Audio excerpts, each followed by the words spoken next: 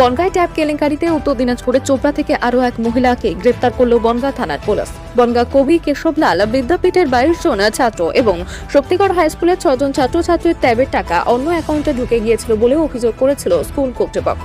বনগাঁ থানায় অভিযোগ জানিয়েছিল দুটি স্কুল। ঘটনার তদন্তে নেমে বনগাঁ থানার পুলিশ গত বৃহস্পতিবার উত্তর দিনাজপুরের ইসলামপুর থেকে মোহাম্মদ বাহাউদ্দিন নামে একজনকে গ্রেপ্তার করেছিল বনগাঁ থানার পুলিশ।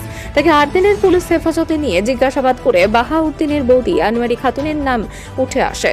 তাকে উত্তর দিনাজপুরের চোপড়া থেকে গ্রেপ্তার করে বনগাঁ থানার পুলিশ। ধৃত আনোয়ারি খাতুনকে 5 দিনের পুলিশ হেফাজতের আবেদন জানিয়ে আজ বনগাঁ মহকুমা আদালতে পাঠিয়েছে বনগাঁ থানার পুলিশ। এ বিষয়ে ধৃত আনোয়ারি খাতুনের বাবা জানিয়েছেন, বাথরুমের টাকা বলে তার অ্যাকাউন্টে 10,000 টাকা ঢুকিয়েছিল। এই কাজের জন্য আনোয়ারি 5,000 টাকা পেয়েছিল।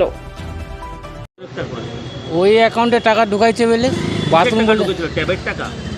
বাথরুম বলে বলছিল, বলতে ডকুমেন্ট দাও, তোমার বাথরুমে টাকা ঢুকবে। কে ও এখন ওর গ্রামের লোক, মেয়েকে তো আমি বিয়ে দিয়ে দিয়েছি, এখন তো সঠিক কথা আমি বলতে পারি না। মেয়ের শ্বশুর বাড়ি কোথায়? রামগঞ্জ খোঁচাবাড়ি। ওকে তো গ্রেপ্তার করেছে চোপড়া থেকে। চোপড়া থেকে। হ্যাঁ, তো মানে এই যে অ্যাকাউন্ট ভাড়া দিয়ে কত টাকা পেতো? অ্যাকাউন্ট ভাড়া দিত উনি? এ তো স্যার আমি বলতে পারি না স্যার। এগুলো কত করে টাকা পেতো? কি 10,000? 10,000? 10,000 মধ্যে 5,000 পাইছে। 5,000 পেয়েছে? 5,000? হ্যাঁ হ্যাঁ। এটা ট্যাবের টাকা ঢুকেছিল, যে ছাত্রছাত্রীদেরকে হ্যাঁ। ট্যাব কেনার জন্য যে টাকা, সেই টাকা।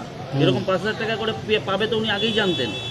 এরকম কতদিন ধরে করছেন উনি? না না, এই তো এগুলো করতাম, এগুলো তো জানে না মেয়ে আমার। আপনার মেয়ে জানে না? না, এই প্রথমবার করেছে? করতাম। আপনার জামাই কি করে? আমার জামাই পাতার ব্যবসা করে।